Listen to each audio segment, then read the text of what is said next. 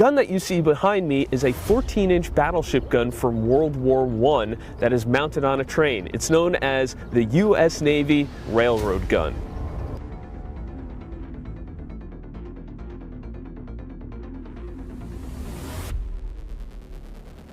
So the whole reason why this gun was built in the first place was the Germans had, at that time, railroad guns that could fire well behind the lines of the Allies. And when the Americans joined the war, the Allies put in a request to the Americans to see if we had anything that could really hit behind the German lines. The reason why the Navy built it was, well, at that time, who had the biggest guns but the Navy? So they attached a big battleship gun to this train carriage and were able to hit well beyond the German lines, hitting railroad depots and troop assembly points, really breaking up several German attacks. The gun was designed right here in the Washington Navy Yard, which at the time was known as the U.S. Naval Gun Factory.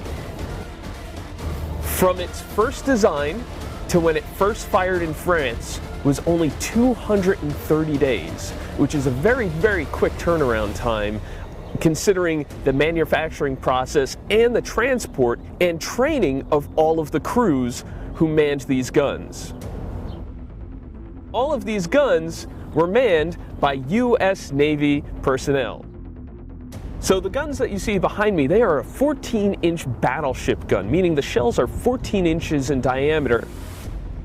These guns can fire those shells 42,000 yards, which is well behind German lines. The effects of these shells were devastating, hitting railroad depots and troop assembly points, really breaking up several German attacks.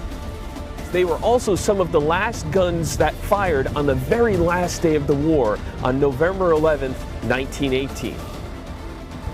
The reason why the history of this gun and the stories of those sailors are important today is because we have sailors with boots on the ground, not just on ships, working those specialized jobs. Not only are they doing that today, but they're also doing that 100 years ago during World War I.